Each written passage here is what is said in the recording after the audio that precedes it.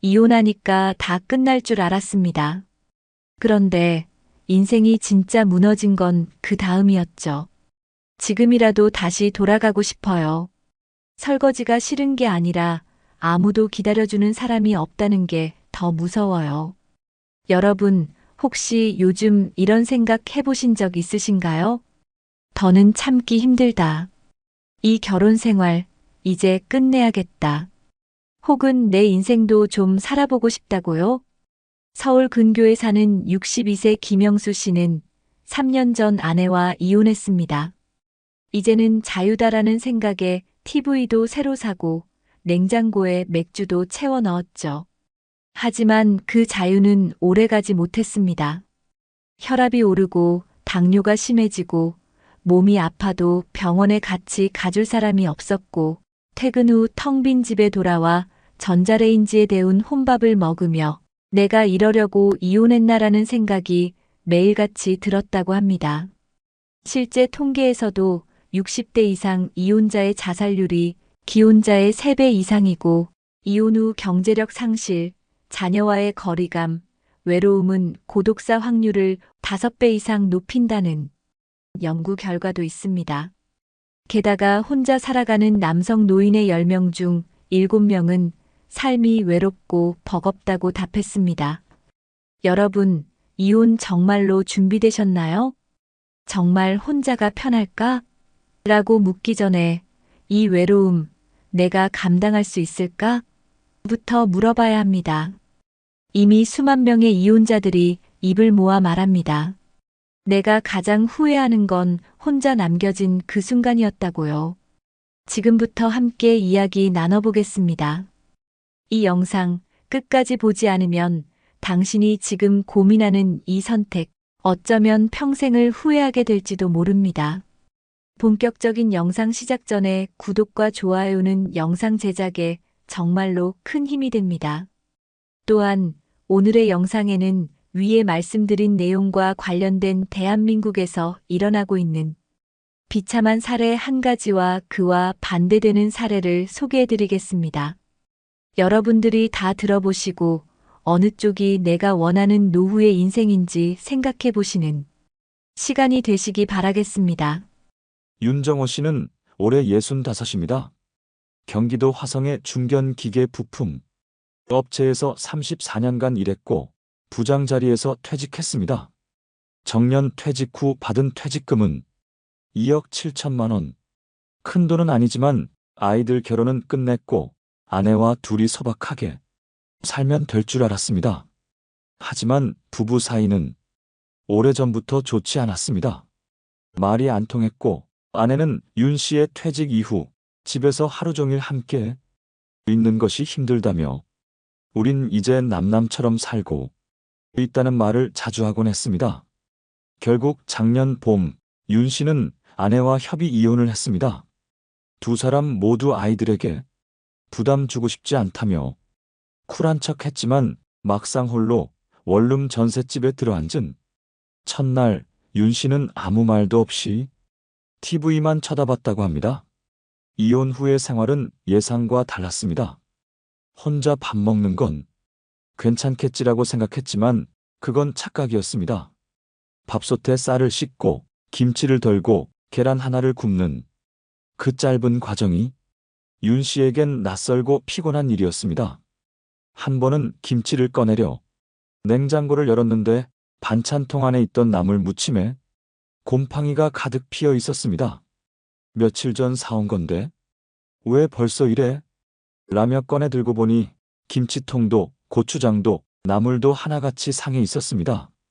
방 안은 시큼한 냄새로 가득 찼고 윤 씨는 음식물 쓰레기 봉투를 들고 한밤중에 밖으로 나섰습니다. 그날 이후 윤 씨는 밥을 해 먹는 걸 그만뒀습니다. 대신 편의점 도시락과 컵라면, 냉동식품으로 끼니를 때우기 시작했죠. 하지만 문제는 또 있었습니다. 며칠 전 이가 시큰거려 가까운 치과에 갔더니 의사가 말하길 치주염이 심해서 틀니까지 고려하셔야 할 수도 있다는 소견이었습니다. 혼자 지내며 식습관이 엉망이 되자 건강이 서서히 무너지고 있었던 겁니다. 아무도 챙겨주는 이 없는 일상.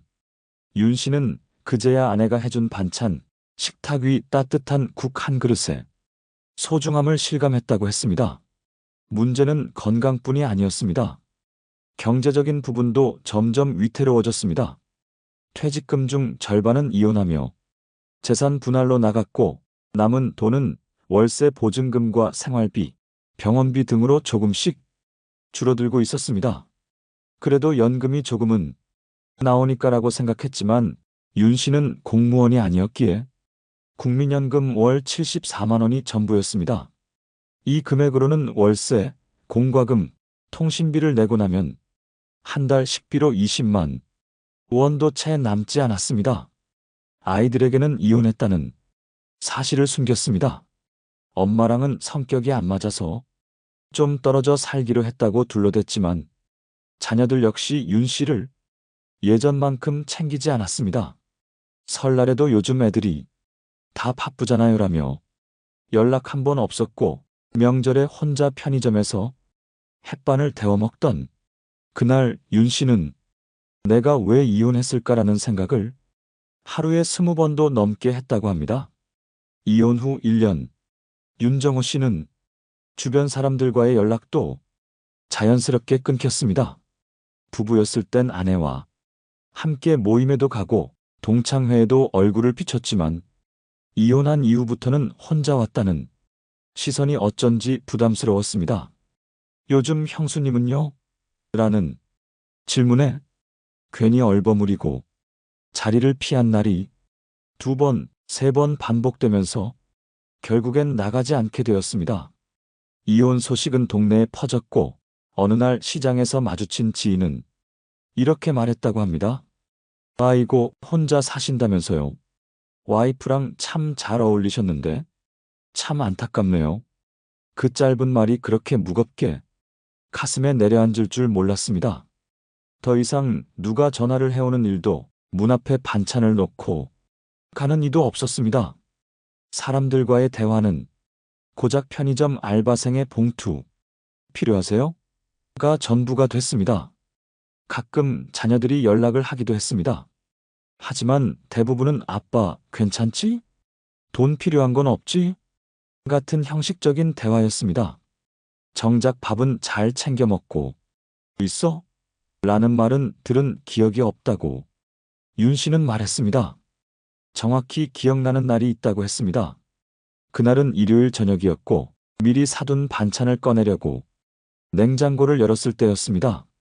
열흘 넘게 된 무생채, 상한 콩나물, 까맣게 물든 시금치 무침, 뚜껑을 열자마자 올라오는 시큼한 냄새에 윤 씨는 반사적으로 뚜껑을 덮었습니다. 그리고는 식탁에 앉아 한참을 그렇게 앉아 있었습니다. 아, 이 반찬들 같구나. 상하고 썩어가는지도 모르고 그대로 방치된 내 인생이. 그날 밤 윤 씨는 아무것도 먹지 못했습니다. 그저 소파에 기대 눈을 감은 채 그때 이혼하지 않았더라면 어땠을까라는 질문만 100번쯤 되뇌었다고 합니다. 그 사람도 나처럼 이렇게 허전하게 살고 있을까? 하지만 연락할 용기도 다시 돌아갈 자리도 없었습니다. 병원에서 고지혈증 약과 우울증 초기 진단을 받았고 보건소에서 지역 노인 심리 상담 프로그램을 추천받았지만 윤 씨는 괜찮습니다라고 말하며 고개를 저었습니다. 이 나이에 내 이야기를 누가 들어주겠어요. 심리적으로도 육체적으로도 점점 무너지는 나날이 이어졌고 이제는 잠드는 것보다 아침에 눈을 뜨는 게 더 무섭다고 말했습니다. 요즘은 간혹 반찬통을 꺼내지도 않고 편의점 도시락 뚜껑도 열지 않고 그냥 버릴 때도 많아졌습니다. 그럴 땐 문득 이런 생각이 든다고 합니다.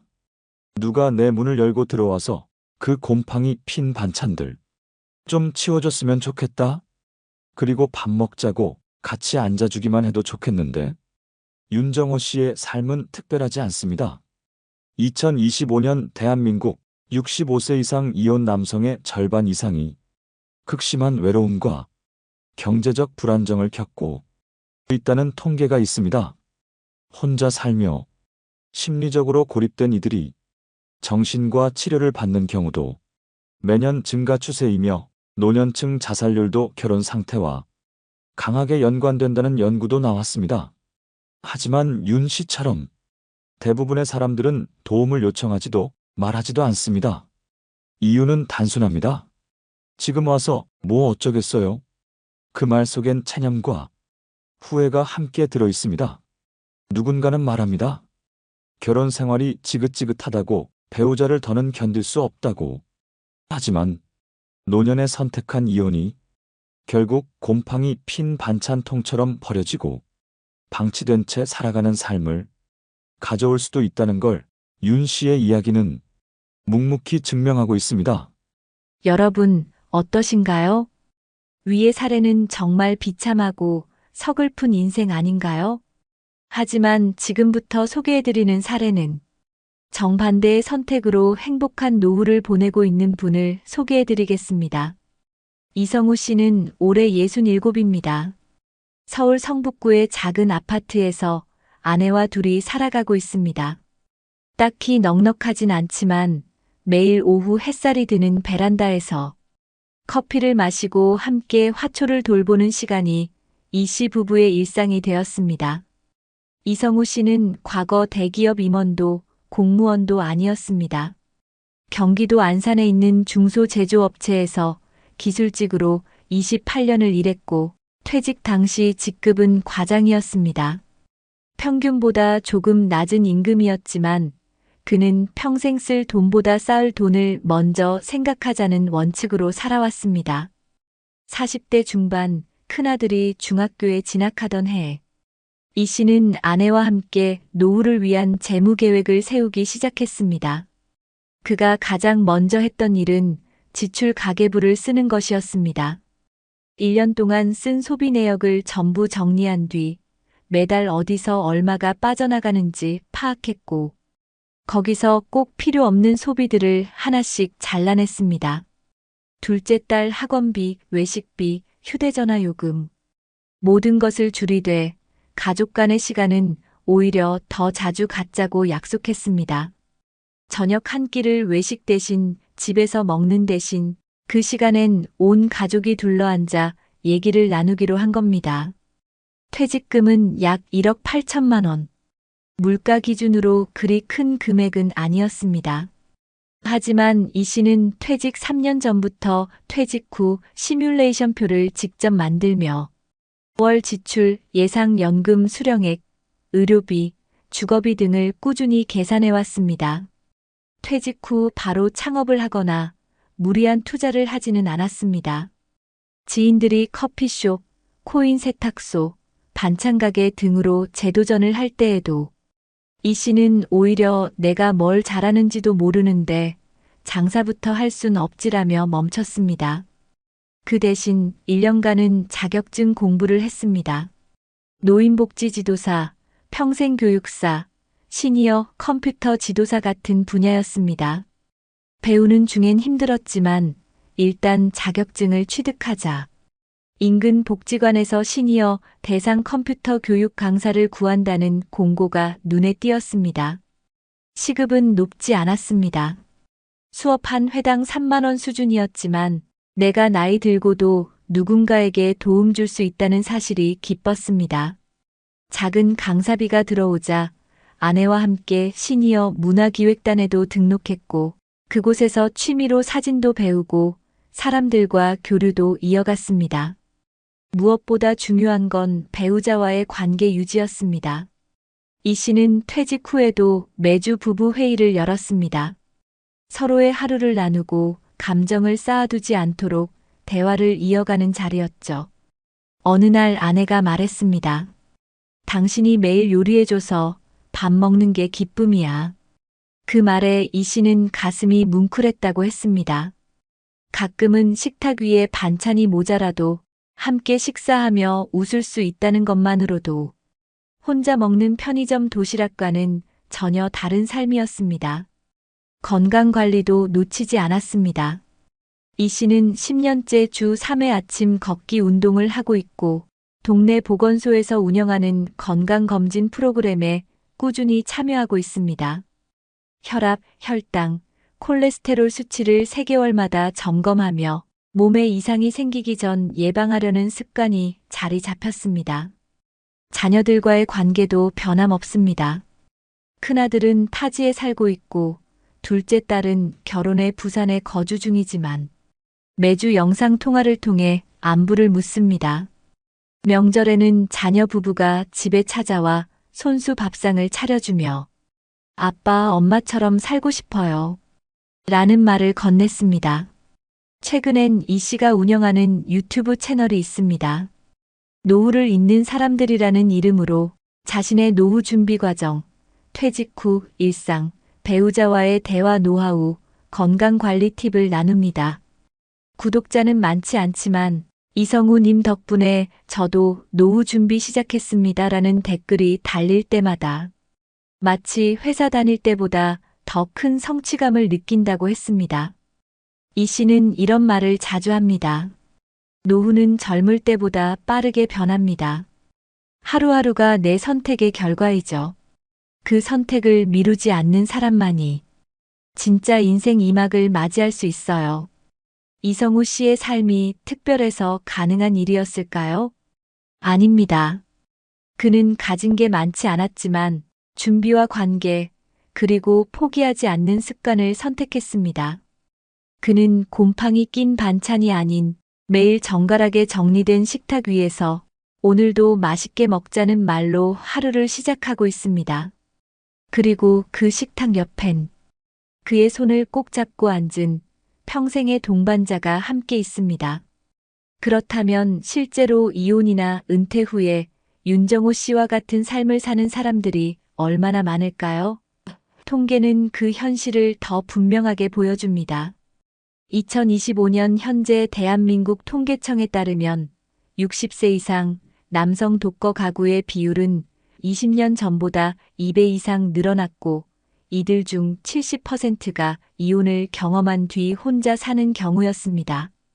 특히 그들 중 절반 이상은 주 5일 이상 혼잣말을 한다고 답할 정도로 외로움이 일상화되어 있다고 합니다. 고립감은 단순히 마음의 문제로 그치지 않습니다.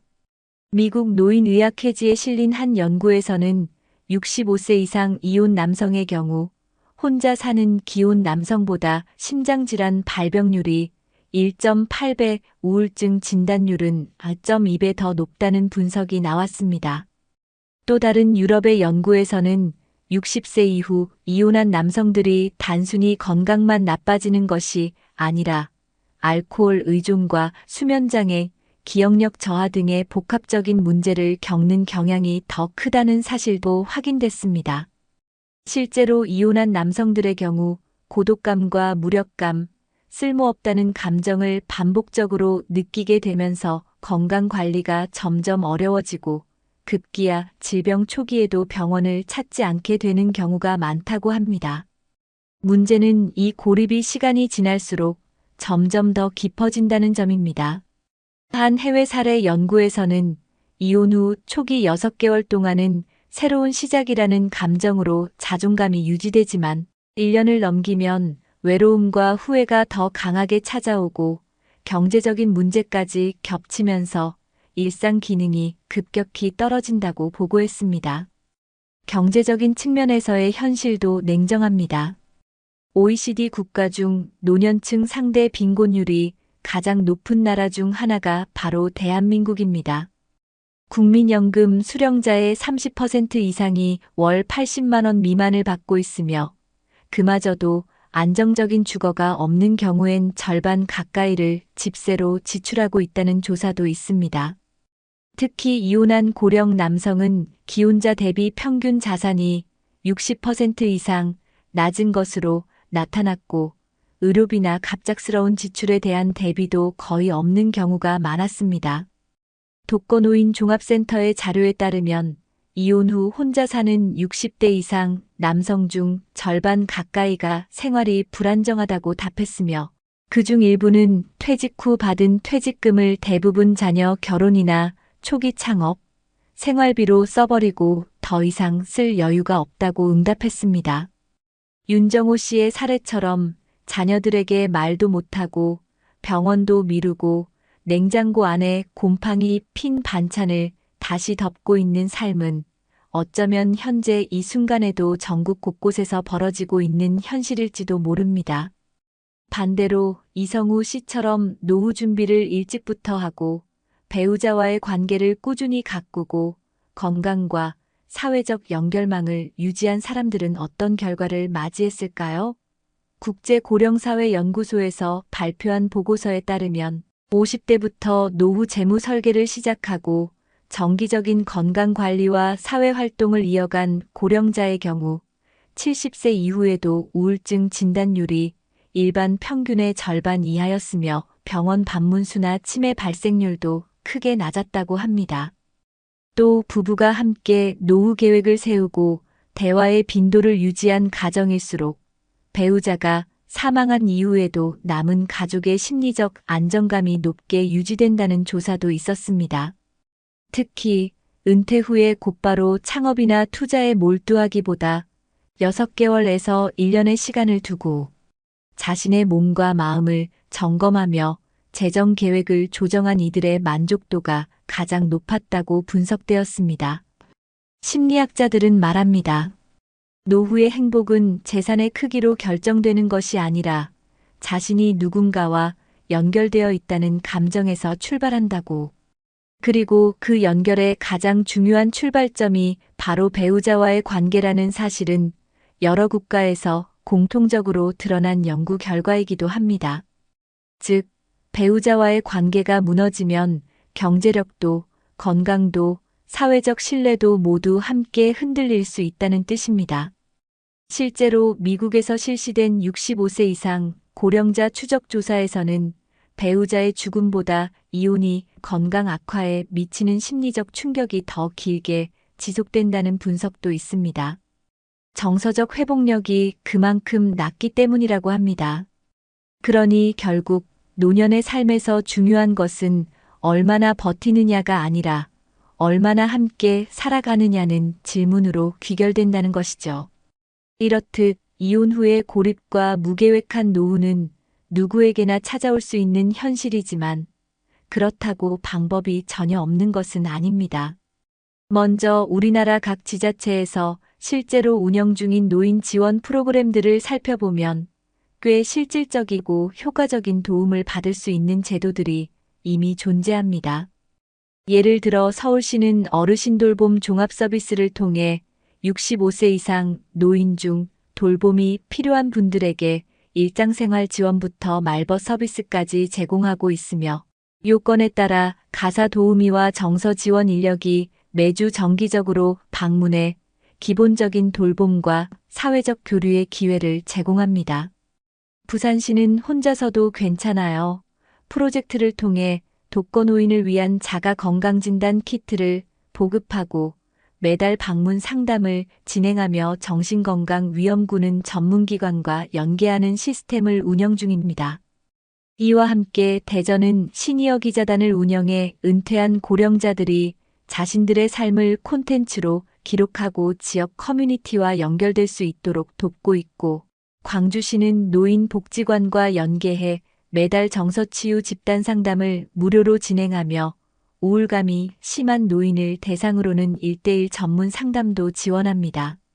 이러한 프로그램은 단순히 제도가 있다는 수준에 그치지 않고 실제로 참여자들의 자살 예방 효과나 인지기능 개선, 삶의 만족도 향상에 긍정적인 영향을 미치고 있다는 분석 결과도 다수 발표된 바 있습니다.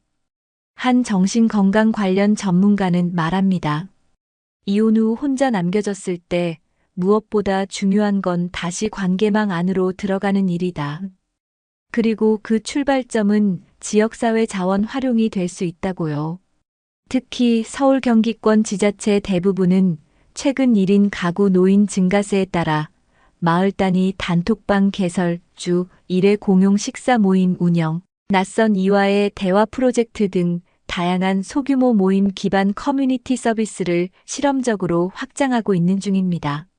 이러한 모임은 기존 가족이 없어도 새로운 인간관계를 형성할 수 있도록 설계되어 고립감을 완화하는 데 도움을 주고 있으며 실제로 참여한 노인의 70% 이상이 삶의 활력이 생겼다고 응답한 바 있습니다. 국내뿐 아니라 해외에서도 이와 유사한 문제에 대응하기 위한 제도들이 활발히 운영되고 있는데요.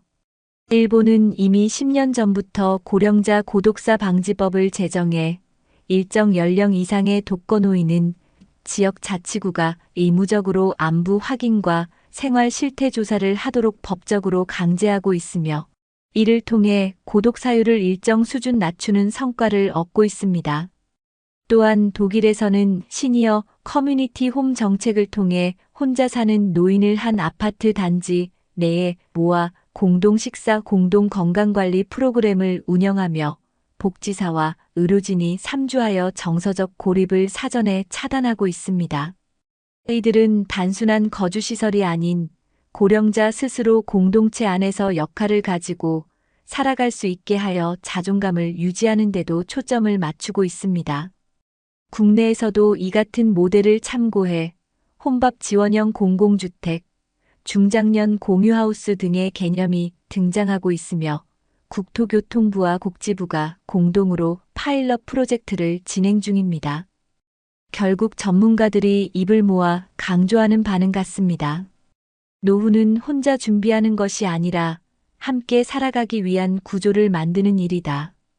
따라서 현재 이 영상을 보고 계신 분들도 이혼이라는 결정을 하기 전 반드시 지역사회 복지자원과 정부의 지원제도 그리고 본인의 감정과 관계망을 정리할 수 있는 회복의 가능성을 먼저 확인해 보시길 권합니다. 노후는 생각보다 길고 고립은 생각보다 빠르게 다가옵니다. 지금은 늦었다고 생각해도 실은 지금이 가장 빠른 시간일 수 있습니다. 여러분, 혹시 부모님이 갑자기 낯설게 느껴진 적 있으신가요? 어제까지 멀쩡하던 아버지가 오늘은 같은 말을 계속 반복하거나 가스불을 켜둔 채 잊어버린다면 상상만 해도 무섭지 않나요? 최근 통계청 자료에 따르면 55세 이상 자녀를 둔 가정 3곳 중 1곳이 치매 초기 증상으로 불안을 겪고 있다고 합니다. 서울의 한 59세 남성은 2 아들을 모두 결혼시키고 드디어 이제 내 인생을 살겠다는 꿈을 꿨습니다. 하지만 단 한 통의 전화, 형 아버지 좀 이상해. 그 말 한마디에 그의 모든 계획이 멈춰버렸습니다. 혹시 여러분도 지금 같은 전화를 받을 수 있다는 사실 생각해 본 적 있으신가요? 우리가 준비하지 않으면 이 문제는 더 빨리, 더 무겁게 찾아옵니다. 이번 영상에서는 평범한 한 가장이 겪은 현실을 통해 노부모 돌봄이라는 거대한 문제를 깊이 이야기하려 합니다. 끝까지 보시면 지금 당신이 해야 할 선택이 무엇인지 알게 될 겁니다. 본격적인 영상 시작 전에 구독과 좋아요는 영상 제작에 정말로 큰 힘이 됩니다. 또한 오늘의 영상에는 위의 말씀 드린 내용과 관련된 대한민국에서 일어나고 있는 비참한 사례 한 가지와 그와 반대되는 사례를 소개해 드리겠습니다. 여러분들이 다 들어보시고 어느 쪽이 내가 원하는 노후의 인생인지 생각해 보시는 시간이 되시기 바라겠습니다. 정혜성 씨는 올해 62입니다. 평생을 성실히 살았고 2 아들을 다 키워냈습니다. 지난해 막내가 결혼식을 올린 날, 그는 아내와 작은 술잔을 기울이며 이렇게 말했습니다. 이제 진짜 우리 인생이 시작이네. 서랍 깊숙이 넣어뒀던 여행 가방을 꺼내면서 그동안 미뤄왔던 제주 올레길과 남해의 드라이브 이야기를 꺼냈습니다. 그런데 그 행복한 대화는 한 달도 지나지 않아 끝이 났습니다. 어느 저녁 여동생에게 전화가 걸려왔습니다. 떨리는 목소리였습니다. 오빠, 아버지가 좀 이상해. 밥을 안 드시고 같은 얘기만 계속해. 가스불도 3번이나 켜둔 채로 잊었어. 처음엔 농담인 줄 알았습니다. 하지만 다음 날 직접 찾아간 아버지의 집은 숨이 턱 막히는 냄새로 가득했습니다. 부패한 음식물 냄새, 눅눅한 벽지, 바닥에 굳어붙은 국물 자국. 소파 끝에 앉아 있던 아버지는 그를 똑바로 바라보며 말했습니다. 자네 누구야? 우리 집엔 왜 온 거야? 심장이 쿵 내려앉는 소리가 귀 안에서 울렸습니다. 몇 초간 숨조차 쉬지 못한 채 서 있다가 겨우 입술을 떨며 말했습니다. 아버지, 저 혜성이에요. 큰 아들. 그러자 아버지는 잠시 고개를 갸웃하더니 이렇게 대답했습니다. 혜성이는 아직 애잖아. 이런 늙은이가 아닐 텐데. 그날 이후 혜성 씨의 삶은 완전히 달라졌습니다. 매일 아침 회사에 가기 전 아버지의 집에 들러 가스불을 확인하고 쓰레기를 치우고 냉장고에 상한 음식을 버렸습니다. 문제는 점점 심해졌습니다. 아버지는 때로 너 왜 자꾸 따라다니냐라며 욕설을 퍼붓고 어떤 날은 한밤중에 문을 열고 뛰쳐나가 동네 주민들이 신고하는 일도 있었습니다. 혜성 씨의 몸과 마음은 서서히 달아갔습니다. 경제적인 압박은 더 큰 문제였습니다. 아버지의 연금은 월 63만 원. 기초연금과 합쳐도 생계비를 감당하기엔 턱없이 부족했습니다.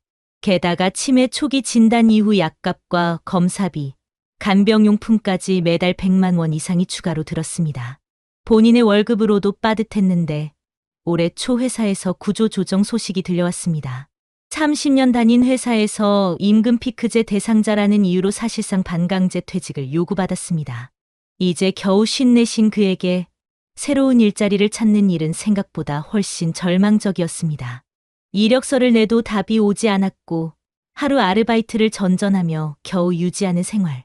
육체적 피로도 무섭게 찾아왔습니다.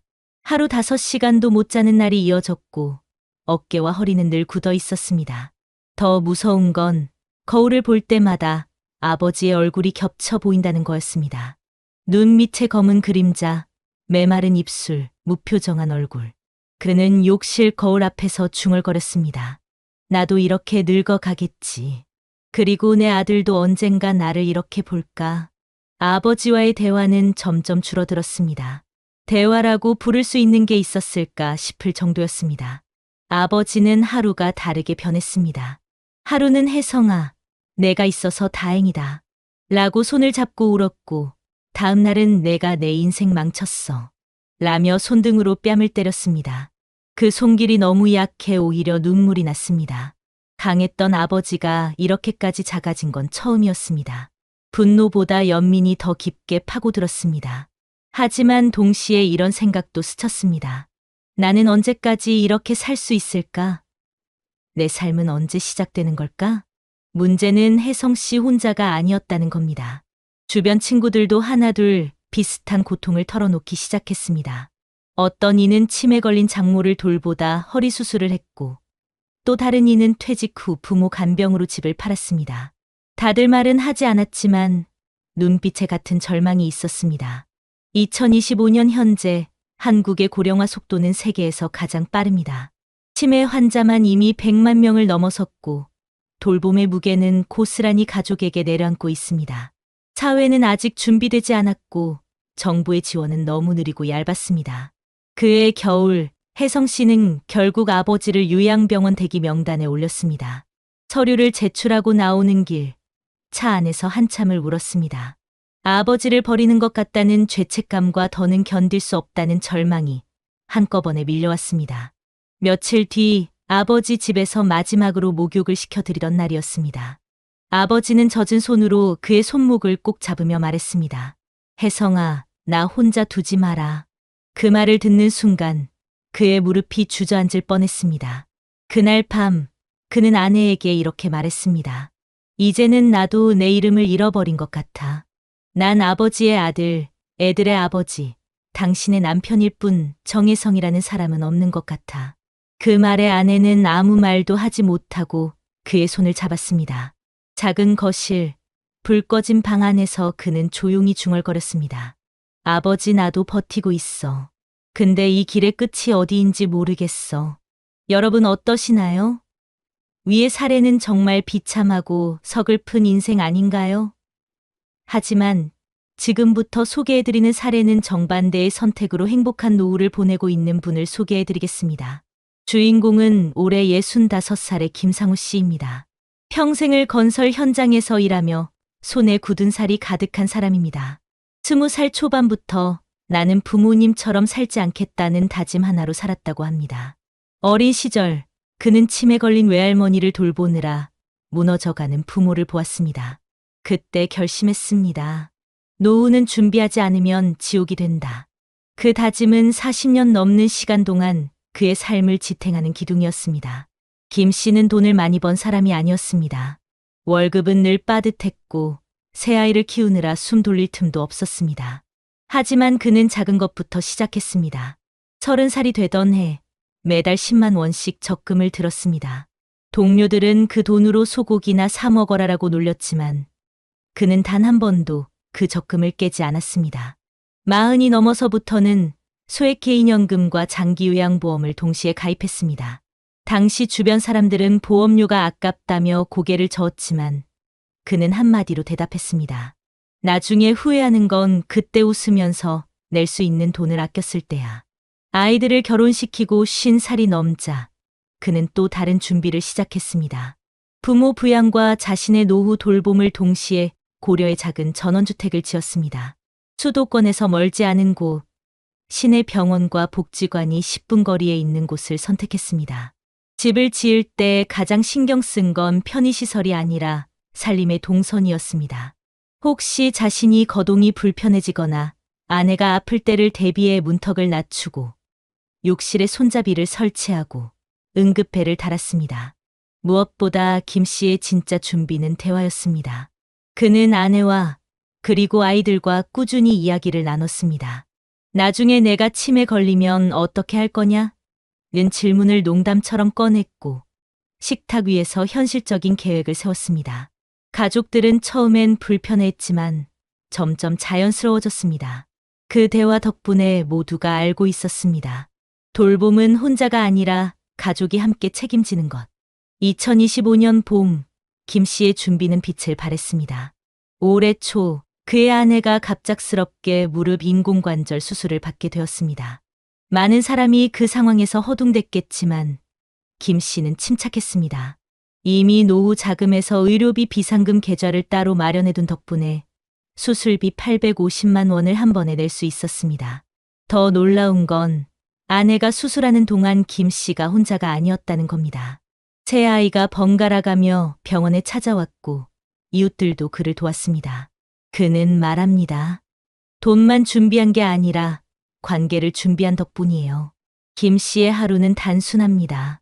아침 6시 반에 일어나 아내와 함께 동네 산책을 합니다.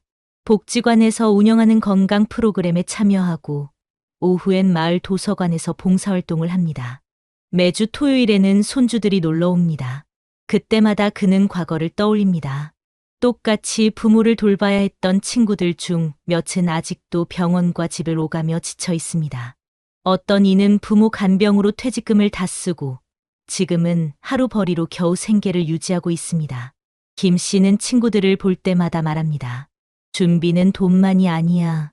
돈은 수단일 뿐이고 진짜는 마음의 각오와 대화야. 그는 아직도 매달 일정 금액을 노후 자금으로 적립합니다. 그리고 정기적으로 지역 치매 안심센터를 찾아 상담을 받고 혹시 모를 상황에 대비해 요양병원 네트워크를 직접 발로 뛰며 확인합니다. 그는 말합니다. 혹시 내가 내일 치매 판정을 받아도 내 아이들이 울지 않게 하고 싶어요. 그게 내 준비의 목표입니다.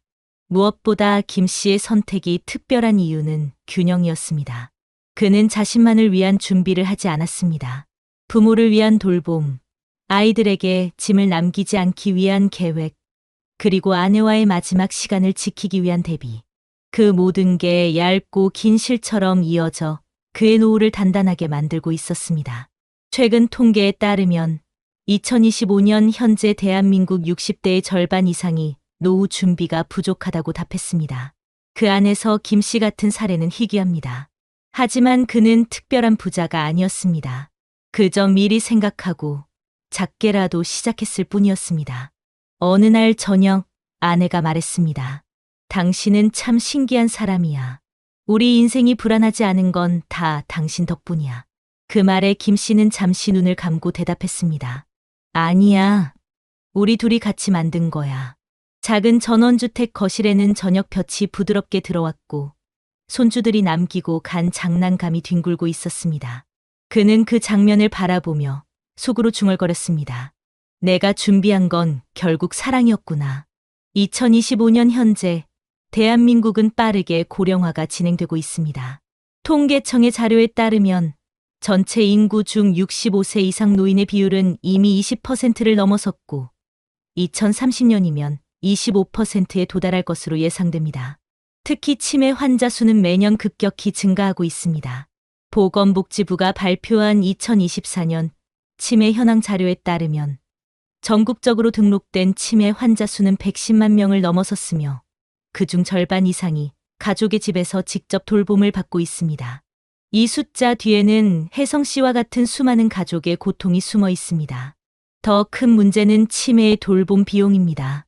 한국보건사회연구원 보고서에서는 치매 환자 한 명을 돌보는 데 드는 평균 연간 비용이 약 2,800만 원이라고 밝혔습니다.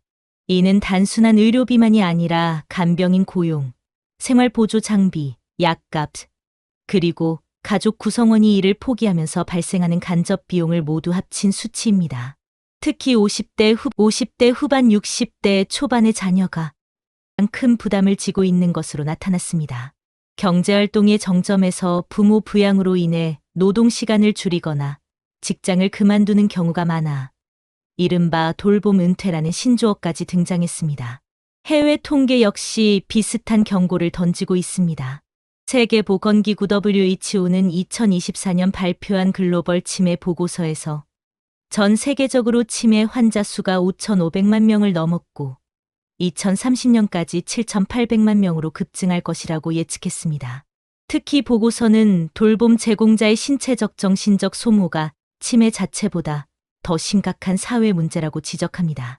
미국 국립보건원 NIH에서 진행된 10년간의 추적 연구에서는 치매 환자를 돌보는 가족의 60% 이상이 우울증 또는 극심한 불안 증세를 겪는 것으로 나타났으며 40% 이상은 본인의 건강 문제를 방치하다가 심각한 합병증을 경험했습니다.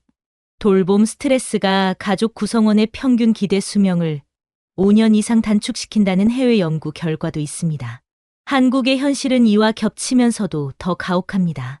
OECD 국가 중 노인 빈곤율 1위라는 불명예를 안고 있는 한국에서 부모 부양은 단순한 돌봄의 문제가 아니라 생존의 문제로 이어집니다.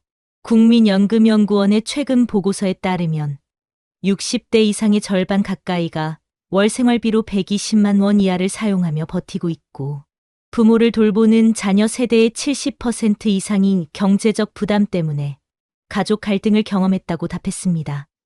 이런 상황에서 치매나 중증 질환이 겹치면 가게는 쉽게 무너집니다. 특히 혜성 씨처럼 부모의 돌봄이 시작되는 시점이 자녀의 퇴직 전후와 겹칠 때 재정적 타격은 더욱 치명적입니다. 한국개발연구원 KDI는 부모 부양과 노후 준비가 동시에 발생하는 세대가 한국 경제의 가장 취약한 골이라고 분석했습니다. 전문가들은 공통적으로 지적합니다. 문제의 본질은 치매 자체가 아니라 준비 없는 돌봄의 시작에 있습니다. 국제 알츠하이머 협회는 최근 보고서에서 대부분의 가족이 부모의 인지 저하를 인식하고도 평균 1년 이상 적절한 지원 체계 없이 버틴다고 밝혔습니다. 그 1년 동안 가족은 몸과 마음, 그리고 재정에서 가장 큰 타격을 입습니다. 이는 혜성 씨의 이야기와 정확히 겹칩니다. 초기에는 괜찮겠지라는 생각으로 홀로 버티다 어느 순간 돌이킬 수 없는 소진 상태에 이르는 것. 그 사이에서 자신의 이름을 잃어가는 경험은 수많은 보고서가 공통적으로 언급하는 돌봄 위기의 전형적인 패턴입니다. 치매는 이제 한 가정의 비극을 넘어 국가적 과제가 되었습니다. 하지만 여전히 제도는 부족합니다. 노인학대 신고 건수는 매년 늘고 있지만 요양시설 인력은 OECD 평균의 절반 수준에 머물러 있고 가정 돌봄 지원 예산은 아동 복지의 10분의 1에도 미치지 못합니다. 국제 논문에서도 한국의 구조적 문제를 지적합니다. 2023년 발간된 아시아 고령화 보고서에서는 한국은 가족 중심 돌봄에 과도하게 의존하는 구조를 유지하고 있으며 이는 사회적 경제적 비용을 장기적으로 폭발시킬 위험이 있다고 경고했습니다. 혜성 씨의 사례는 통계 속 숫자를 현실로 보여줍니다. 치매 환자 한 명의 그림자는 단 한 사람에게만 드려지지 않습니다. 그 가족, 특히 중년 자녀, 세대의 삶 전체를 바꾸어 놓습니다. 부모를 돌보며 자신의 노후 준비가 무너지고 자신의 정체성마저 잃어버리는 순간들. 이건 단순한 가족의 문제가 아니라 지금 이 나라가 직면한 가장 현실적이고 거대한 파도입니다. 여러분, 그렇다면 이 현실적인 고통을 줄이고 준비된 돌봄으로 전환하기 위해 우리는 무엇을 할 수 있을까요? 먼저 대한민국 각 지자체에서 운영 중인 실제 프로그램을 소개해드리고 싶습니다. 현재 중앙정부와 지방자치단체는 지역사회 통합 돌봄 커뮤니티 케어이라는 이름으로 2025년까지 어르신이 살던 집에서 건강한 노후를 보내도록 여러 가지 서비스를 제공하고 있습니다. 대표적으로 읍면동에 설치된 케어 안내 창구를 통해 반드시 필요한 정보와 서비스를 연계받을 수 있으며 주민건강센터나 보건지소의 방문 건강 및 방문 의료 서비스로 정기적으로 혈압 혈당 체크나 방문 진료를 받을 수 있습니다. 또한 노인 맞춤 돌봄 서비스는 65세 이상 기초연금 수급자 등을 대상으로 말벗 서비스, 외출 동행, 안부 확인, 생활 지원 등을 무료로 제공하며 전라북도 등 일부 시군구에서는 65세 이상 노인끼리 돌봄과 일자리를 결합한 노노라라 케어 사업을 시행하고 있습니다. 이 프로그램에 참여하는 어르신들은 월 최대 45만 원의 활동비와 교통비, 복지 포인트를 지원받아 돌봄 활동뿐 아니라 사회적 역할을 유지하며 삶의 질을 높이고 있습니다. 또 장기요양보험 체계 내에서는 방문 요양, 쥐야간 보호, 이동 지원, 주거 환경 개선, 보조기기 지원 등 다양한 재가 서비스가 통합되어 제공되고 있으며 요양보험 수급 등급 판정 후 필요한 돌봄 서비스를 선택할 수 있는 구조입니다. 특히 종합재가센터가 시군구별로 설치되어 하나의 기관에서 식사 배달, 목욕 서비스, 일상 지원, 안부 확인, 병원 동행, 법률 의무 상담 등 서비스를 받을 수 있어서 혜성 씨처럼 혼자 돌봄을 감당해야 하는 상황을 상당히 줄여줄 수 있습니다. 또한 해외 사례에서도 우리와 유사한 고령화 문제를 해결하기 위한 다양한 제도들이 존재합니다. 예를 들어 미국 캘리포니아주는 1980년대부터 Family Caregiver Resource Centers라는 주 전체 네트워크를 구축하여 돌봄 제공자들에게 상담, 교육, 계획 지원, 휴식 서비스 등을 제공하고 있으며 이를 통해 비공식 돌봄의 부담을 줄이기 위한 제도적 기반을 마련했습니다. 또 영국과 호주의 경우 돌봄자의 공간 권리와 심리적 회복을 위한 Care Assessment 돌봄자 평가제를 법적으로 보장하여 지방자치단체가 돌봄자에게 휴식 지원, 단기 입소, 스트레스 관리 프로그램을 제공하도록 하고 있습니다.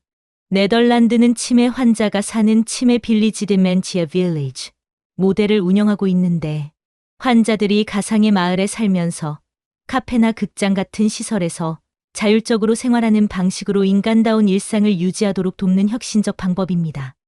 이러한 모델들은 우리보다 먼저 고령사회에 도달한 국가들이 입증한 효과적인 제도적 전략입니다. 지자체와 해외 선진 사례를 토대로 실제 우리 사회에서 실천 가능한 방법을 정리해보면 다음과 같습니다. 첫째, 부모님이나 가족의 건강 변화가 의심되면 바로 노인 맞춤 돌봄 서비스나 재가 장기 요양보험을 신청해 돌봄 체계를 만들어 두는 것이 중요합니다. 둘째, 자녀 세대가 돌봄을 혼자 짊어지지 않기 위해 케어 안내 창구나 종합재가센터를 통해 가족 돌봄 계획을 실질적으로 설계하도록 하는 것이 필요합니다. 셋째, 돌봄자의 피로나 우울을 방지하기 위한 돌봄자 지원 프로그램 예컨대 캘리포니아 모델의 가족 상담, 호주의 돌봄자 휴식 지원, 영국의 Care Assessment 활용 방식을 참고해 국내에서도 돌봄자에 대한 정신적 신체적 회복 체계가 반드시 필요합니다. 넷째, 지역 내 치매 안심센터와 복지관, 건강생활지원센터 등과 연계해 예방교육, 인지활동 프로그램, 가족 상담 모임 등에 참여하는 것도 큰 도움이 됩니다. 마지막으로 해외처럼 지역 내 공동체를 활용한 돌봄 구조 네덜란드의 치매 빌리지가 아니더라도 우리도 마을 단위 돌봄 공동체를 만들어 어르신들이 자립적으로 생활할 수 있게 하는 사회적 모델을 확대해 나가는 것이 필요합니다. 이 모든 조치는 단순히 돌봄의 의무에 국한되지 않습니다. 잘 설계된 시스템은 돌봄의 부담을 줄이고 가족 구성원 모두가 삶의 균형과 존엄을 유지하며 살아갈 수 있도록 돕는 사회적 안전망입니다. 여러분이 부모님을 위해 또는 먼 미래의 자신을 위해 지금 이 순간부터 지역 서비스와 돌봄 제도를 알고 접근한다면 혜성 씨처럼 지치고 무너지는 길 대신 김상우 씨처럼 체계적이고 준비된 돌봄을 선택할 수 있습니다. 작은 정보와 실행이 가족의 삶을, 나아가 우리 사회를 바꿀 수 있습니다. 지금 바로 주거지 읍면동 케어 안내 창구나 보건소, 노인복지관에 문의해 보시면 됩니다. 이 선택이 여러분 가족의 존엄과 행복한 노후를 지키는 첫걸음이 될 것입니다. 한 번 더 손을 잡고, 한 번 더 이름을 부르고, 한 번 더 사랑한다고 말할 수 있다면, 여러분, 오늘 우리는 두 사람의 이야기를 들었습니다. 준비하지 못해 매일 무너져가는 노후와 미리 준비해 행복을 붙잡은 노후. 정혜성 씨는 부모의 손을 잡으며 나는 누구인가라는 질문을 끝없이 되뇌어야 했습니다. 그리고 김상우 씨는 같은 나이에 가족과 함께 웃으며 우리가 만들어낸 내일을 바라봤습니다. 똑같은 세월을 지나왔지만 선택과 준비는 그들의 삶을 완전히 다른 길로 이끌었습니다. 사랑하는 시청자 여러분, 우리는 아직 잊지 않았습니다. 지금부터의 작은 대화, 지금부터의 작은 준비가 우리의 미래를 바꿀 수 있습니다. 부모와의 대화, 가족과의 약속, 나 자신을 위한 계획. 그 한 걸음이 언젠가 여러분의 아이들이 우리 부모님은 참 든든했다라고 말하는 순간으로 이어질 겁니다. 60대, 70대의 인생은 끝이 아니라 또 다른 시작입니다. 무너지는 길이 아니라 서로의 손을 잡고 웃을 수 있는 길을 선택하는 것. 그 길 위에서 여러분의 이름이 다시 한번 따뜻하게 불릴 수 있길 바랍니다. 여러분의 내일은 아직 충분히 아름다울 수 있습니다.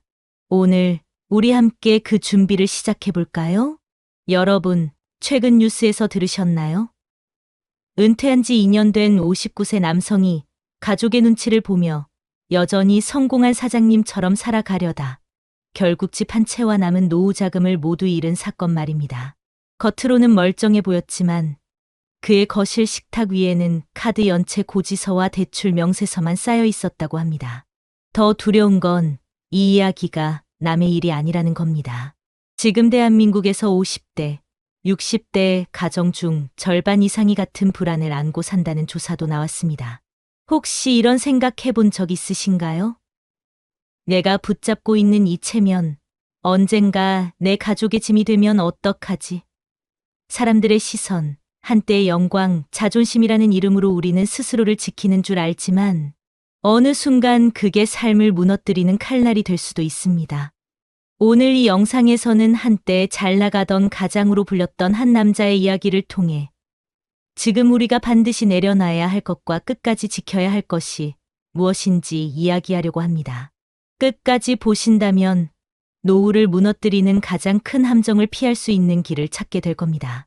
본격적인 영상 시작 전에 구독과 좋아요는 영상 제작에 정말로 큰 힘이 됩니다.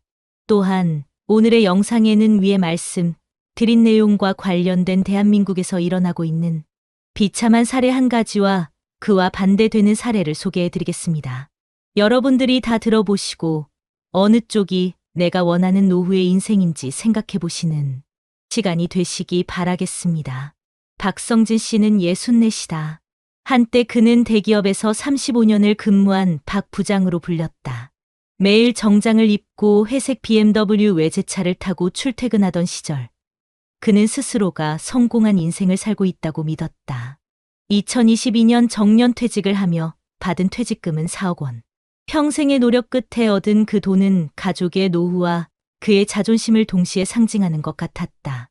그러나 은퇴 후 3년이 지나기도 전에 그 돈은 빛처럼 사라졌고 남은 것은 낡은 BMW 한 대와 갈라진 가족뿐이었다. 퇴직 직후 성진 씨는 여전히 자신을 존경받는 부장님이라 생각했다. 아내 윤미 씨가 이제는 형편에 맞춰 살자고 조심스럽게 말할 때마다 그는 웃으며 대답했다. 여보, 우리가 언제 그렇게 초라하게 살았어? 아직은 괜찮아. 사람들 눈도 있는데.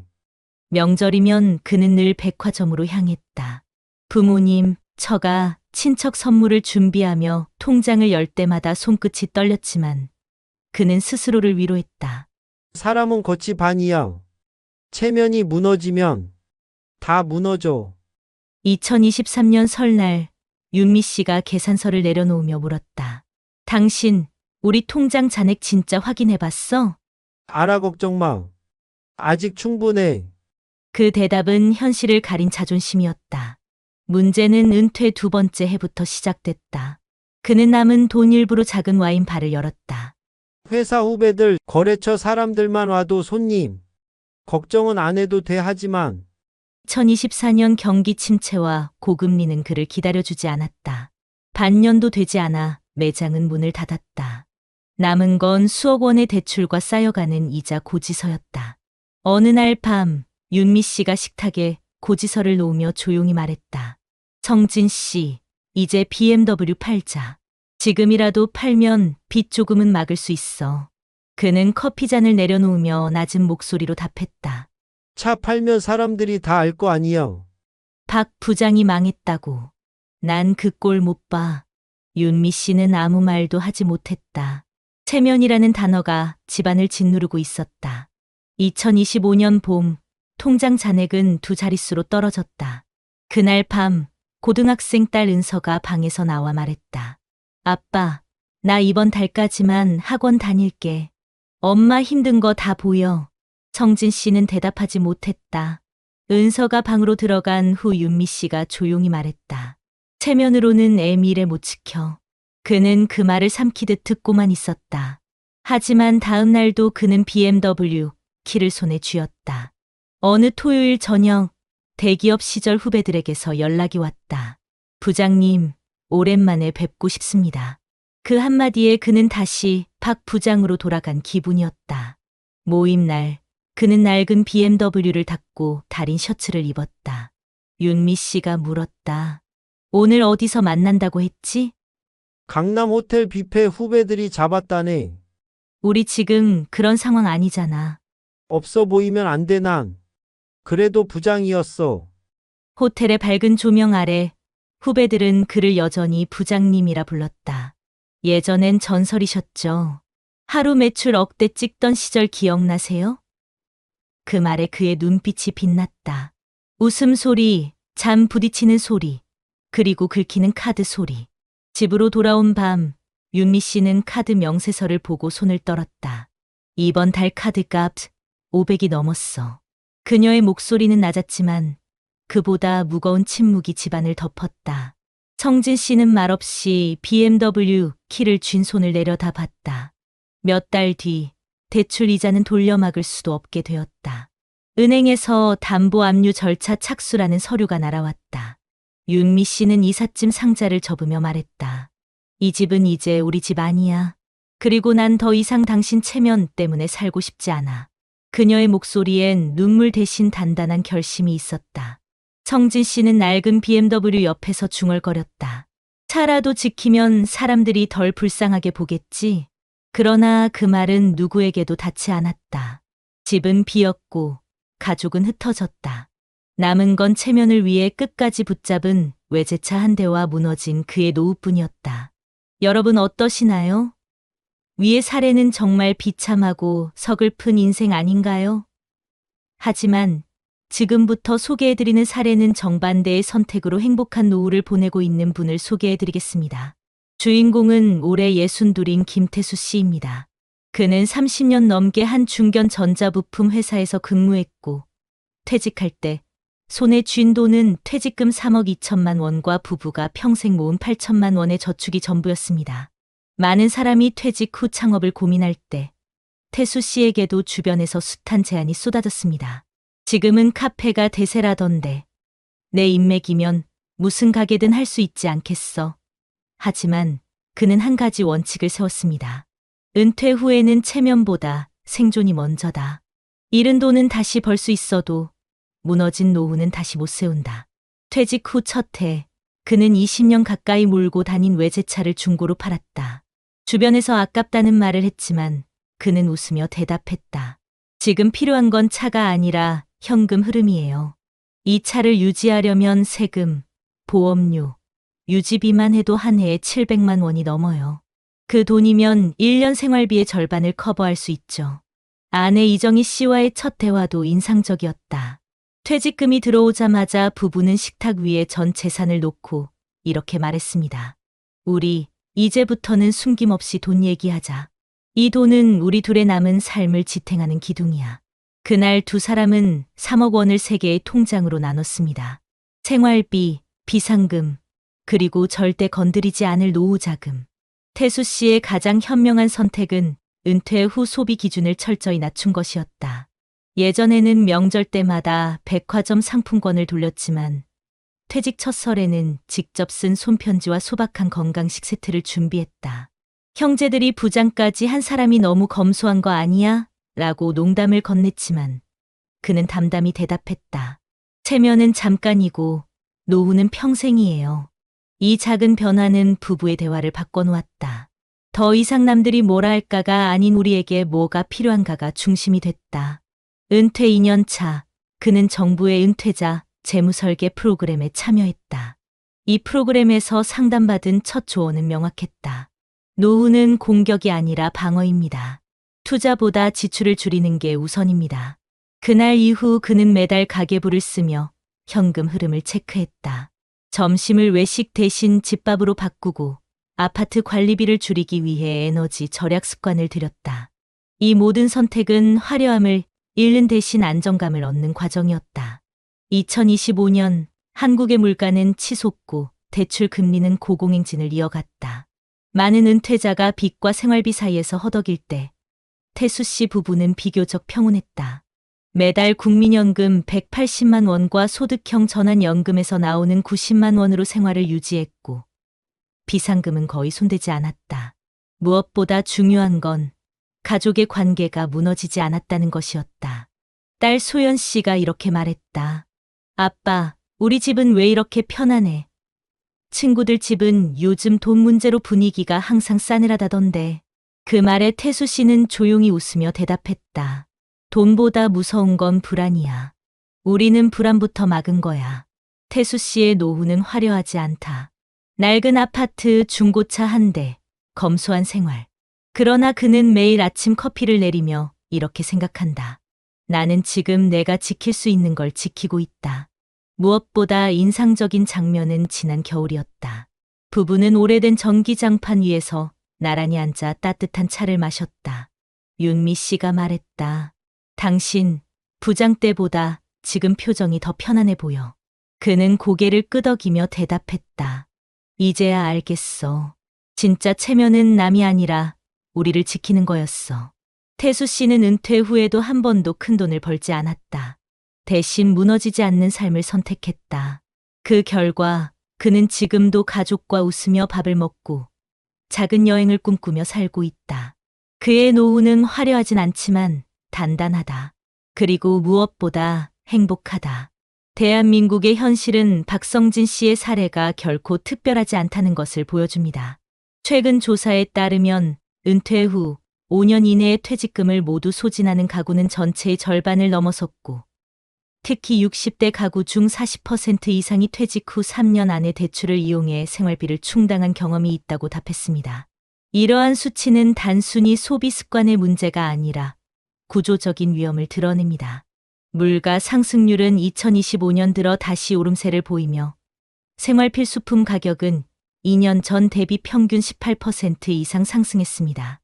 같은 기간 동안 고정수입 역할을 하는 국민연금은 실질 구매력에서 평균 12% 하락한 것으로 나타났습니다. 해외에서도 비슷한 경향이 관찰되는데 경제협력개발기구 OECD의 최근 보고서는 은퇴 후 초기 3년 동안 재정 계획을 세우지 않은 가구가 세운 가구보다 파산 위험이 3배 높다는 점을 지적합니다. 특히 체면을 지키기 위한 소비가 노후 빈곤으로 이어지는 패턴은 동서양을 막론하고 공통적으로 나타납니다. 한글로벌 재무연구소의 장기 추적 조사에서는 퇴직 후에도 사회적 지위를 유지하려는 소비를 지속한 집단의 자산 감소 속도가 같은 연령대 평균보다 2배 이상 빠르다는 결과가 나왔습니다. 전문가들은 이를 사회적 소비 압박이라고 부르며 은퇴 이후에도 직장에서의 역할과 체면을 유지하려는 심리가 실제 재정 상태와 괴리를 만든다고 분석합니다. 이 심리가 가족 관계에도 직접적인 악영향을 미친다는 점이 중요한데 한국제가족재정연구에서는 은퇴 후 2년 차에 가계 부채가 급격히 늘어난 가정의 60% 이상이 부부 갈등과 자녀와의 대화 단절을 경험했다고 밝혔습니다. 특히 차량과 부동산 같은 상징 자산을 끝까지 유지하려는 태도가 재정 악화를 가속화한다는 점은 해외 논문에서도 일관되게 나타납니다. 캐나다의 한 노후 재정 연구 프로젝트는 은퇴 후 차량 유지비와 체면, 소비를 줄이지 않은 가구의 평균 파산 위험이 그렇지 않은 가구 대비 2.7배 높다고 보고했습니다. 또 다른 유럽의 장기 패널 연구에서는 퇴직금의 20% 이상을 초기 2년 동안 비필수 소비에 사용한 집단이 이후 10년 동안 빈곤선 이하로 떨어질 확률이 45%를 넘는다는 결과가 나왔습니다. 전문가들은 이런 데이터를 통해 공통적으로 강조합니다. 은퇴 후 첫 3년은 노후 전체의 안정성을 좌우하는 결정적 시기이며 이 기간 동안 체면을 위한 소비와 상징적 자산 유지가 재정적 파탄의 주된 원인이 된다고 경고합니다. 그리고 무엇보다도 초기 단계에서 재정 상태를 가족과 공유하고 지출의 우선순위를 명확히 정한 가구가 그렇지 않은 가구보다 노후의 안정성을 유지할 확률이 3배 이상 높다는 점은 국내외를 막론하고 일치하는 결과입니다. 이는 박성진 씨 사례와도 정확히 겹칩니다. 그는 퇴직 후 가족과의 재정 계획을 세우지 않았고 체면을 위해 BMW를 끝까지 붙잡으며 생활 수준을 낮추지 못했습니다. 반면 재무 전문가들은 반복해서 말합니다. 은퇴 후 첫 번째 실수는 수익이 아닌 지출에서 시작된다. 지금 한국의 경제 상황은 이런 경고를 더 크게 만들고 있습니다.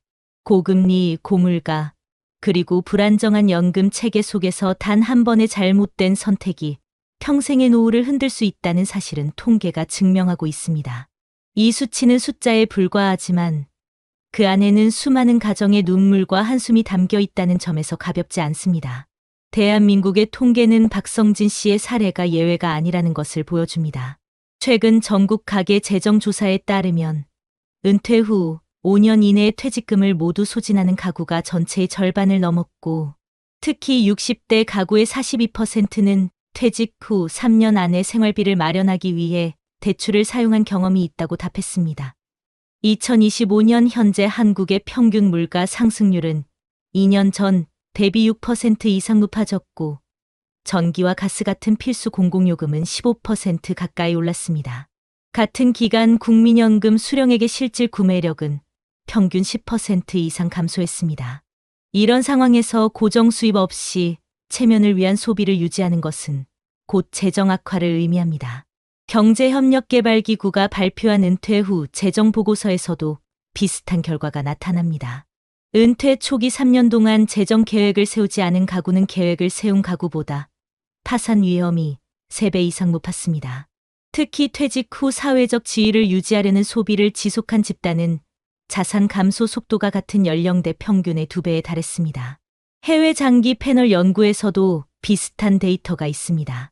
유럽에서 진행된 10년 추적 조사에서는 퇴직 후 첫 2년 동안 퇴직금의 20% 이상을 체면과 상징적 소비에 사용한 가구가 이후 빈곤선 이하로 떨어질 확률이 45%를 넘었습니다. 또 다른 연구에서는 차량 유지비와 명품 소비처럼 외부의 시선을 의식한 지출을 줄이지 않은 은퇴 가구가 그렇지 않은 가구에 비해 파산 위험이 2.5배 이상 높다고 분석했습니다. 특히 차량은 상징적인 자산으로 분류되는데 캐나다의 한 노후 재정 프로젝트에서는 은퇴 후 고정 수입이 없는 상황에서 외제차를 유지한 가구의 70%가 5년 이내에 재정적 어려움을 겪었다는 보고서를 발표했습니다. 이러한 통계는 단순한 숫자 이상의 의미를 가집니다. 연구자들은 공통적으로 지적합니다. 은퇴 후 첫 3년은 노후의 안정성을 결정짓는 시기이며 이 기간의 체면을 위한 소비와 상징 자산 유지가 재정 파탄의 주요 원인이라는 점입니다. 또한 가족과의 재정 소통 부재가 갈등과 단절을 불러오는 결정적 요소라는 사실도 빠지지 않습니다. 한 국제가족재정연구에서는 은퇴 후 2년 차에 가계 부채가 급증한 가정의 60% 이상이 부부 갈등과 자녀와의 대화 단절을 경험했다고 밝혔습니다. 박성진 씨의 사례는 이 수치를 그대로 보여줍니다. 그는 퇴직 후 가족과 재정 계획을 공유하지 않았고 낡은 BMW를 끝까지 붙잡으며 생활 수준을 낮추지 못했습니다. 결국 체면이라는 이름의 소비가 빚을 만들고 그 빚이 가족을 갈라놓았습니다. 반대로 해외 통계는 반대의 길도 명확히 보여줍니다. 초기 은퇴 자산의 70% 이상을 보호하고 체면, 소비를 줄인 가구는 10년 후에도 안정된 생활을 유지할 확률이 3배 이상 높았습니다. 전문가들은 이렇게 말합니다. 은퇴 후 가장 큰 적은 돈이 아니라 잘못된 선택이다. 특히 사회적 시선을 의식한 소비는 노후를 가장 빠르게 무너뜨린다. 지금 한국의 경제 환경은 이 경고를 더욱 현실적으로 만듭니다. 고금리, 물가 상승, 연금의 한계 속에서 단 한 번의 잘못된 판단이 평생의 노후를 뒤흔드는 시대. 그 무게를 통계가 보여주고 있습니다. 이 숫자는 박성진 씨 한 사람의 이야기가 아니라 우리 모두의 미래를 향한 거울이 되고 있습니다. 체면은 빛나도 사랑은 더 깊어야 한다. 돈은 사라져도 믿음은 남아야 한다. 집은 무너져도 가족은 함께여야 한다. 여러분, 오늘 우리는 두 사람의 인생을 보았습니다. 하나는 과거의 영광과 체면을 붙잡다. 결국 가족과 삶을 잃은 박성진 씨의 이야기.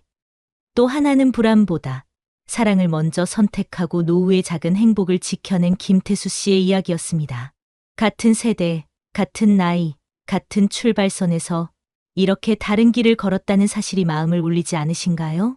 성진 씨는 낡은 BMW를 지키며 체면을 잃지 않으려 했지만 결국 그 차 옆에 혼자 서 있었습니다. 반면 태수 씨는 외제차 대신 가족을 붙잡고 화려한 소비 대신 서로의 손을 잡았습니다.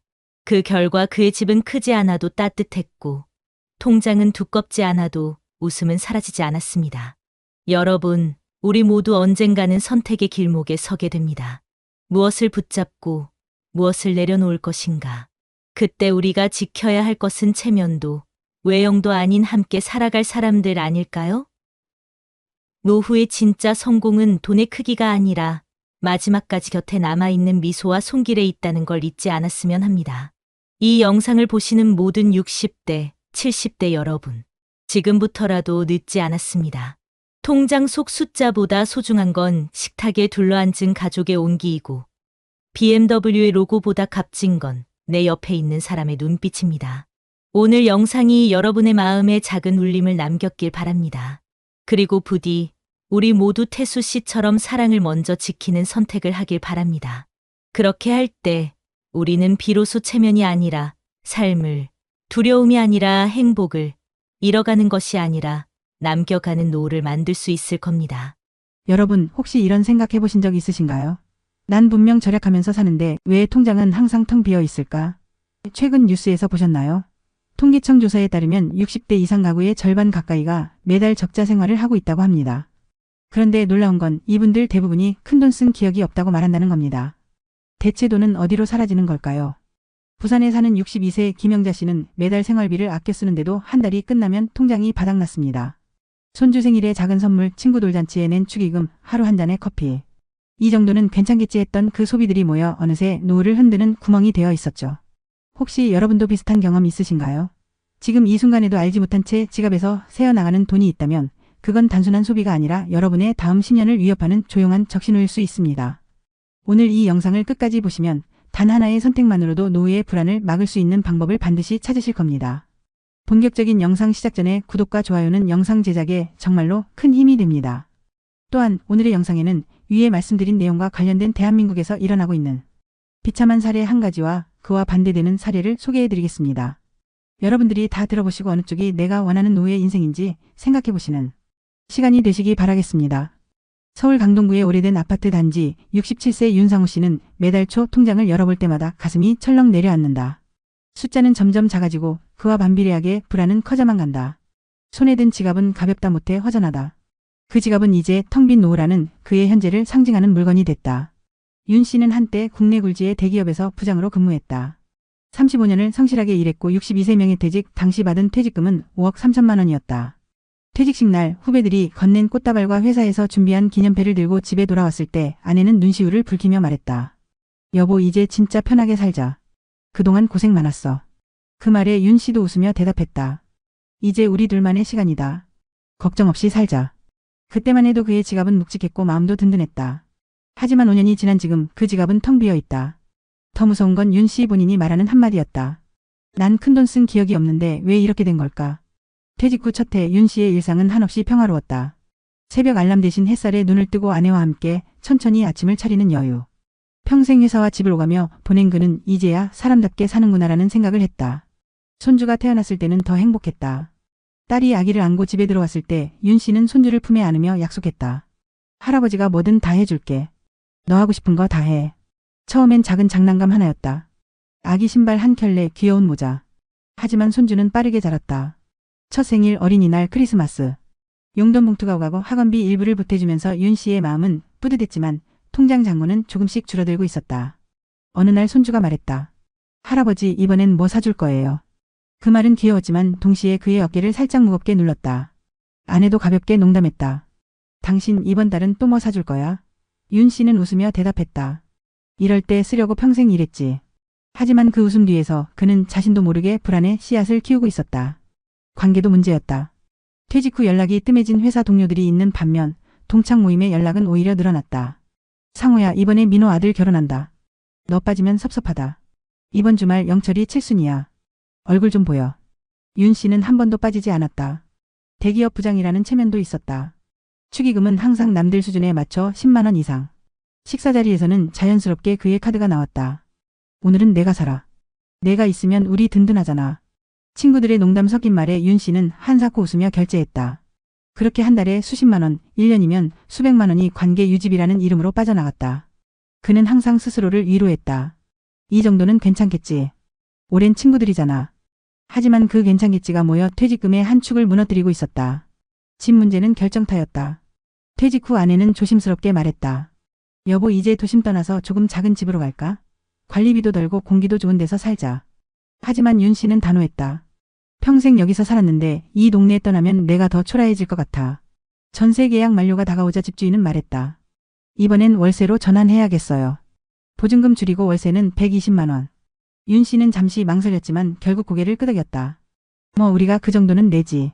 하지만 매달 나가는 120만 원은 퇴직자에게 너무 무거운 숫자였다. 전기세, 관리비, 보험료를 합치면 매달 고정비만 200만 원을 넘었다. 아내가 허리 통증으로 병원에 가려 할 때 윤 씨는 먼저 통장을 열어봤다. 이번 달은 좀 참자. 다음 달에 가도 되지?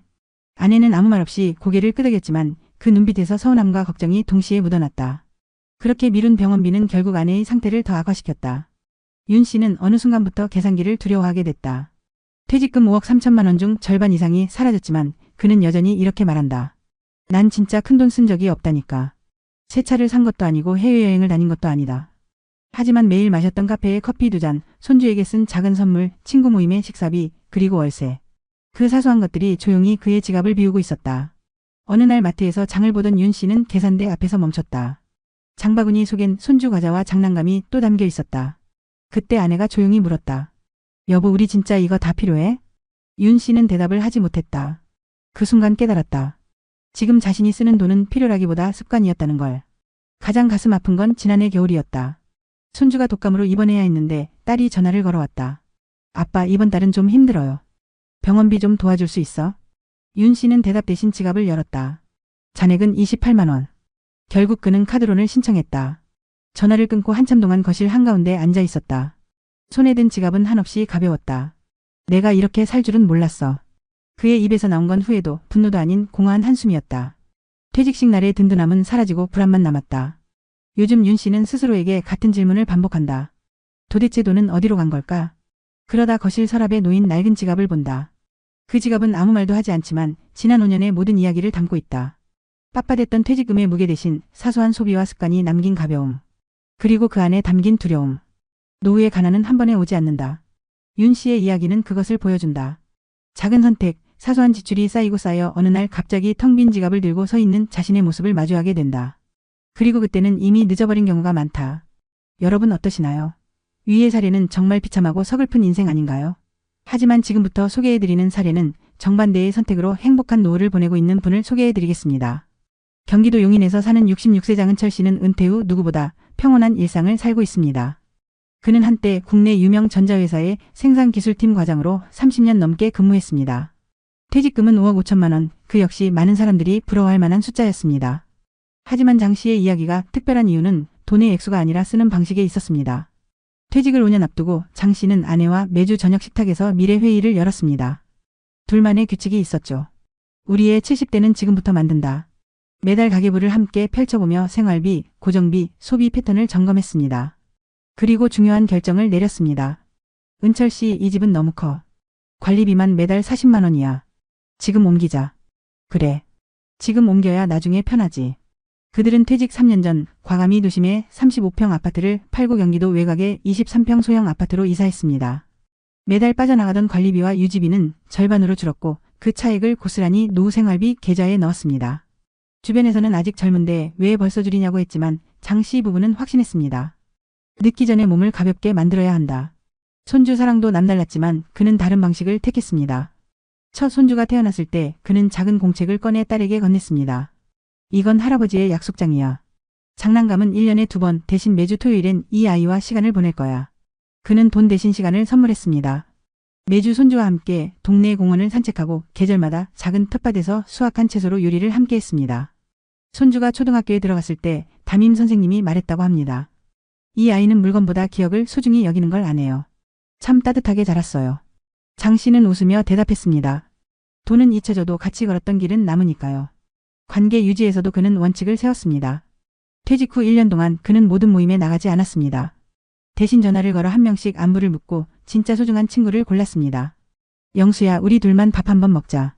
오랜만에 내 얘기 듣고 싶다. 그는 모임을 줄이고 깊은 관계만 남겼습니다. 축의금도 바꿨습니다. 무조건 10만 원, 20만 원이 아니라 자신의 상황과 친밀도에 맞춰 5만 원에서 7만 원으로 기준을 낮췄습니다. 처음엔 눈치가 보였지만 의외로 대부분의 친구들은 이해했습니다. 은철아, 내가 와준 것만으로도 고맙지. 액수는 중요하지 않아. 그때 그는 깨달았습니다. 관계를 지키는 건 돈이 아니라 진심이구나. 퇴직 후 그는 가장 먼저 고정비 다이어트부터 시작했습니다. 휴대폰 요금제, 자동이체 서비스, 보험 상품을 하나씩 정리했습니다. 필요 없는 구독을 해지하고 매달 5만 원씩 나가던 사용하지 않는 보험을 중단했습니다. 작은 절약이었지만 그 덕분에 매달 30만 원 이상을 아꼈습니다. 또한 그는 무소비 데이를 부부가 함께 실천했습니다. 매달 5일 지갑을 열지 않는 날을 정해 그날은 집에 있는 재료로 요리하고 무료로 즐길 수 있는 산책과 독서를 했습니다. 처음엔 불편했지만 시간이 지나면서 깨달았습니다. 돈을 안 쓰는 하루가 불편한 게 아니라 돈이 필요 없는 하루가 자유롭구나. 그의 삶이 특별히 빛난 건 위기가 닥쳤을 때였습니다. 퇴직 2년 후 아내가 무릎 수술을 해야 했습니다. 대부분의 동년배들이 병원비 앞에서 망설일 때 장 씨는 단호했습니다. 걱정 마. 우리 준비했잖아. 그는 의료비 계좌에서 바로 돈을 꺼냈습니다. 아내는 수술 후 회복하면서 말했다. 여보, 우리 진짜 잘했어. 이건 돈이 아니라 마음의 평안이야. 장 씨는 그날 처음으로 느꼈습니다. 노후 준비는 통장 잔고가 아니라 불안하지 않은 상태구나. 지금의 그는 매일 아침 텅 빈 지갑이 아니라 가볍지만 든든한 지갑을 열어봅니다. 안에는 현금 몇 장과 함께 손주가 그려준 그림 한 장이 들어있습니다. 돈보다 더 값진 그의 인생의 증거입니다. 친구들이 가끔 물어봅니다. 은철아, 넌 어떻게 이렇게 평온하냐? 우리랑 같은 퇴직자인데 왜 넌 불안하지가 않냐? 장 씨는 웃으며 대답합니다. 나는 미리 가벼워지는 연습을 했거든.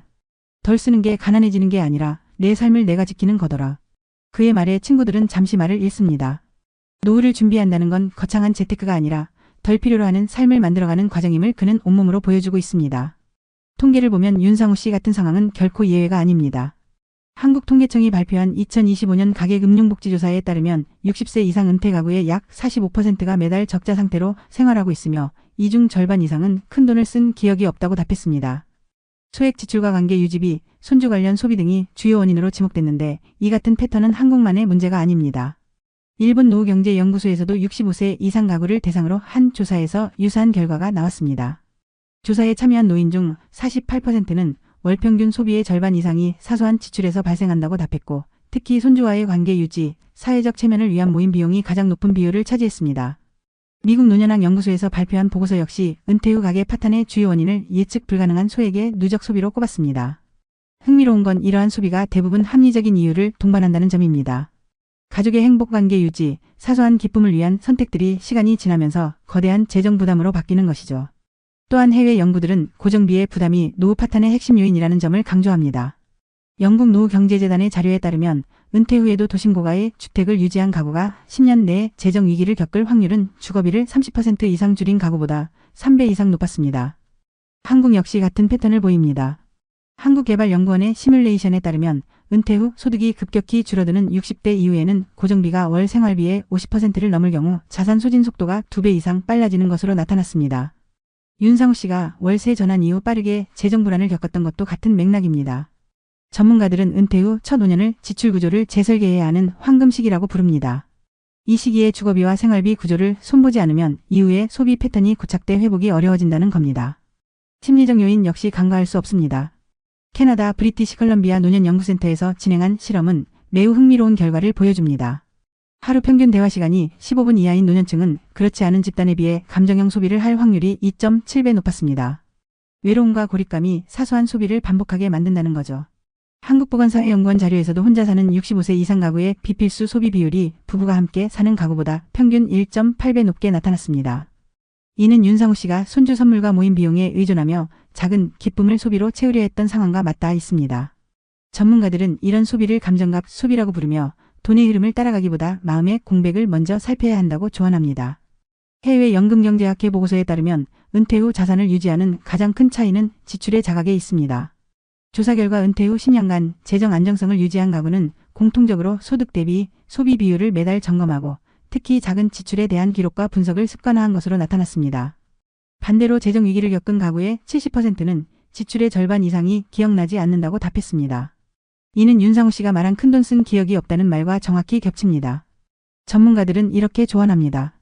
노후의 가난은 거대한 실패가 아니라 작은 무의식의 누적이다. 더불어 은퇴 후 재정 계획을 세우지 않은 가구의 평균 자산 소진 속도는 계획을 세운 가구보다 2.3배 빠르다는 조사도 있습니다.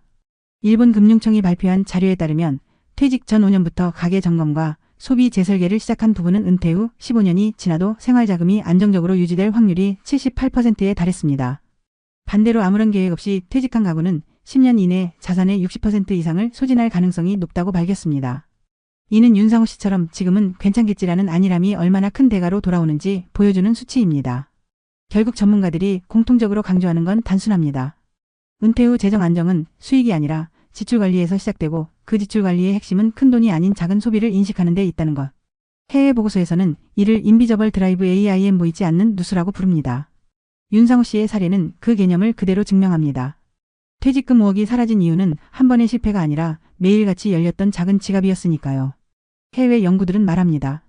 노후의 안전망은 수입이 아니라 소비를 의식하는 습관에서 시작된다. 이 단순한 사실이 우리의 다음 10년을 지키는 가장 강력한 조언이 될 겁니다. 그렇다면 이런 상황을 막기 위해 우리는 무엇을 할 수 있을까요? 전문가들은 한 목소리로 말합니다. 은퇴 후의 재정 관리는 거대한 절약이 아니라 작은 구조의 재설계에서 시작된다. 한국의 여러 지자체들은 이미 이를 돕기 위한 다양한 프로그램을 운영하고 있습니다. 서울시의 노후재무설계 지원 서비스는 만 60세 이상 시민을 대상으로 무료 재무 상담을 제공하며 실제 가계부 분석과 지출 점검을 통해 생활비 구조를 재조정할 수 있도록 돕고 있습니다. 경기도는 시니어 생활경제학교를 운영해 은퇴자들에게 실질적인 금융교육과 절약 실습을 제공합니다. 여기서는 카드 명세서를 색칠하는 방식으로 소비 패턴을 파악하고 자동이체 점검을 통해 숨은 고정비를 찾아내는 훈련을 진행합니다. 부산광역시의 어르신 자산관리 컨설팅은 특히 월세 전환 가구나 고정비 부담이 높은 가구를 대상으로 맞춤형 절감 계획을 세워주며 실제로 참가자의 70% 이상이 6개월 이내 생활비를 평균 25% 절감한 것으로 나타났습니다. 해외에서도 비슷한 흐름이 있습니다. 일본은 65세 이상 가구의 소득 대비 지출 비율을 안정화하기 위해 노년 가계 점검법을 도입했습니다. 이 법은 은퇴자 가구의 월별 지출을 정부와 지자체가 함께 분석하고 일정 비율 이상의 불필요한 소비 항목이 발견되면 무료 컨설팅을 의무적으로 제공하도록 하고 있습니다. 영국은 에이징 웰 앳 홈 프로젝트를 통해 고정비 절감을 목표로 소형주택 이전을 지원하며 이사 비용의 일부를 국가에서 부담해 노년층의 주거비를 줄이는 정책을 시행 중입니다. 미국의 경우 각주 정부에서 시니어 스펜딩 오딧이라는 프로그램을 운영해 은퇴자 가구가 매년 한 번 지출을 공개적으로 점검받을 수 있도록 하며 이를 통해 재정 파탄을 예방하고 있습니다. 우리나라에서도 이와 유사한 모델이 확산되고 있습니다. 충청남도는 시니어 무소비 챌린지를 통해 한 달 중 하루를 지갑 닫는 날로 지정하고 참가자들이 경험을 공유하도록 하여 절약 습관을 만들고 있습니다. 실제 참가자 중 상당수는 돈을 안 쓰는 하루가 처음엔 불편했지만 시간이 지나자 돈 없이도 살 수 있다는 자신감이 생겼다는 피드백을 남겼습니다. 전문가들은 이런 작은 경험이 장기적인 재정 안정으로 이어진다고 강조합니다. 또한 전라북도는 지역복지관과 연계해 손주와 함께하는 시간 선물 프로젝트를 진행 중입니다. 돈이 아닌 시간을 손주와 공유하는 활동을 장려하며 이를 통해 손주 관련 소비를 줄이면서도 관계의 질을 높이는 효과를 거두고 있습니다. 해외에서도 동일한 연구 결과가 나옵니다. 캐나다 노년경제연구소는 노후의 소비 절약은 단순한 돈의 문제가 아니라 감정의 전환이며 돈보다 시간을 투자할 때 재정과 관계가 함께 안정된다는 보고서를 발표했습니다. 이 모든 사례가 말하는 건 단순합니다. 지금 당장 할 수 있는 가장 효과적인 변화는 보이는 소비와 보이지 않는 소비를 구분하는 것, 그리고 지자체와 국가가 제공하는 프로그램을 적극적으로 활용하는 것입니다. 퇴직 후 첫 5년은 지출 구조를 다시 설계할 수 있는 결정적 시기입니다. 무소비 데이를 실천하며 소비의 경계선을 다시 그어보고 카드 명세서 색칠을 통해 자신의 소비 패턴을 눈으로 확인하며 고정비를 점검해 불필요한 항목을 제거하는 작은 행동이 여러분의 다음 10년을 바꿀 수 있습니다. 해외의 법과 정책, 국내 지자체의 프로그램은 이미 우리에게 길을 보여주고 있습니다. 서울의 재무설계 서비스, 일본의 노년가계 점검법, 영국의 소형주택 이전 지원, 미국의 연간 소비 감사 프로그램. 이 모든 것의 목적은 같아요. 돈 때문에 불안하지 않은 노후를 만드는 것. 그리고 그 시작은 거창한 투자나 복잡한 금융 상품이 아니라 바로 오늘 여러분이 지갑을 한 번 덜 여는 그 선택에서 시작됩니다. 텅 빈 지갑 속에 잊고 있던 내 삶이 있었다. 가벼운 지갑 속에 채워지는 건 평온한 마음이었다. 여러분, 오늘 이야기 속 두 사람을 떠올려 보세요. 한 사람은 평생을 일해 모은 퇴직금을 손에 쥐었지만 어느 날 문득 텅 빈 지갑을 바라보며 난 큰돈 쓴 적이 없는데 왜 이렇게 되었을까라는 말을 남겼습니다. 사소한 지출 관계를 위한 비용, 습관처럼 반복된 소비들이 그의 노후를 조금씩 무너뜨렸죠.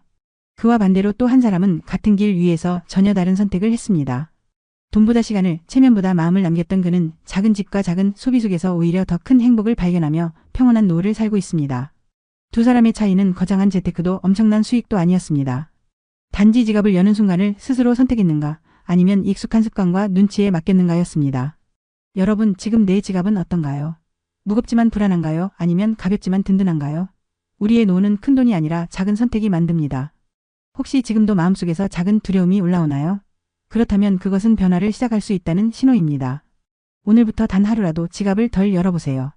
덜 쓴다는 건 초라해지는 게 아니라 내 삶을 내가 지키는 연습입니다. 우리가 해야 할 건 돈을 움켜쥐는 것이 아니라 돈 때문에 불안하지 않은 하루를 만드는 겁니다. 여러분, 행복한 노후는 멀리 있지 않습니다.